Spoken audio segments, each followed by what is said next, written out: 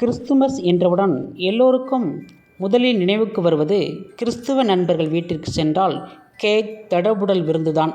ஆனால் கிறிஸ்துமஸ் கொண்டாட்டம் துவங்கிய பின்னணியும் அதில் ஏற்பட்ட பல மாறுதல்கள் குறித்தும் பலருக்கும் தெரியாத ஒன்று இருக்கின்றது. இயேசு கிறிஸ்துவின் பிறந்த தினம்தான் கிறிஸ்துமஸ் என்பது அனைவருக்கும் தெரிந்த ஒன்றுதான். ஆனால் இயேசுநாதர் எப்போது பிறந்தார், கிறிஸ்துமஸ் என்ற வார்த்தையின் பின்னணி ஆகியவை சுவாரஸ்யமானது. கிறிஸ்துமஸ் என்ற வார்த்தை கிறிஸ்ட் மாஸ் என்கின்ற இரண்டு வார்த்தைகளின் இணைப்பு மூலம் உருவானது.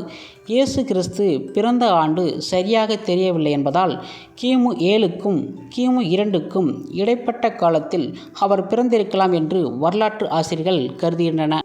அதைப் போலவே யூதர்களின் பருவகாலம் நாள்காட்டிகள் மூலம் கணக்கிட்டு ஒரு யூக அடிப்படையில்தான் டிசம்பர் 25 கிறிஸ்துமஸ் பண்டிகையாக கொண்டாடப்படுவதாக சில வரலாற்று ஆசிரியர்கள் தெரிவிக்கப்பட்டுள்ளன.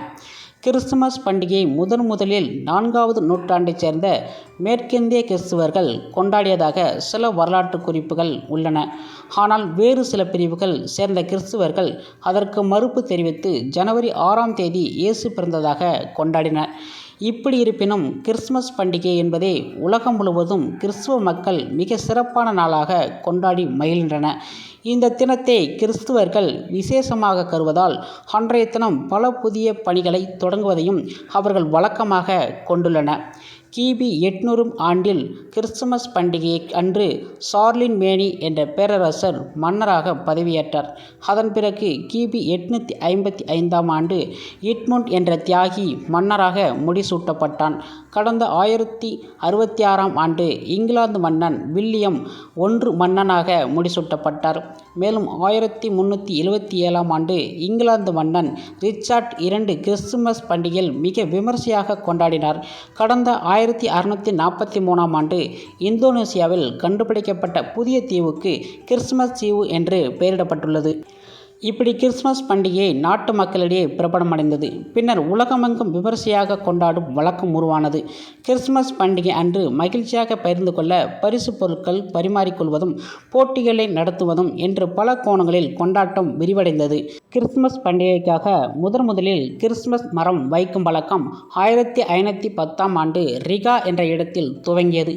கடந்த 1836 ஆண்டு கிறிஸ்துமஸ் பண்டிகைக்கு அலபாமா என்ற பகுதியில் அரசு விடுமுறை அறிவிக்கப்பட்டது. 1840 ஆண்டு இங்கிலாந்தின் முதலாக கிறிஸ்துமஸ் வாழ்த்து அட்டைகள் அனுப்பப்பட்டுள்ளன.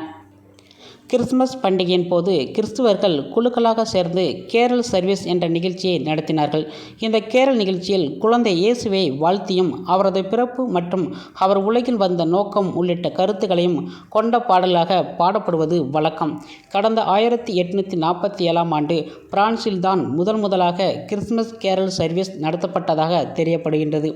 இந்த கேரலில் ஓ ஹோலி நைட் என்ற பிரபல கிறிஸ்துமஸ் பாடல் பாடப்பட்டதாக கூறப்படுகின்றது. கிறிஸ்துமஸ் பண்டிகையை ஒட்டி வரலாற்றில் சில ருசிகரமான சம்பவங்கள் நடைபெற்றுள்ளன.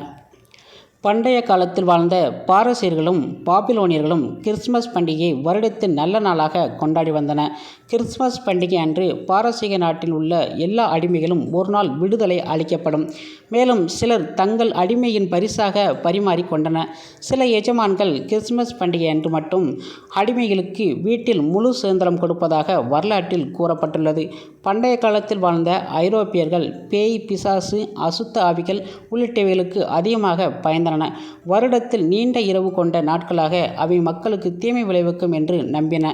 இதனால் நீண்ட இரவுகளுக்கு பிறகு சூரியன் உதிக்க வேண்டும் என்பதற்காக கிறிஸ்துமஸ் பண்டிகை கொண்டாடப்பட்டுள்ளதாக கூறப்படுகின்றது.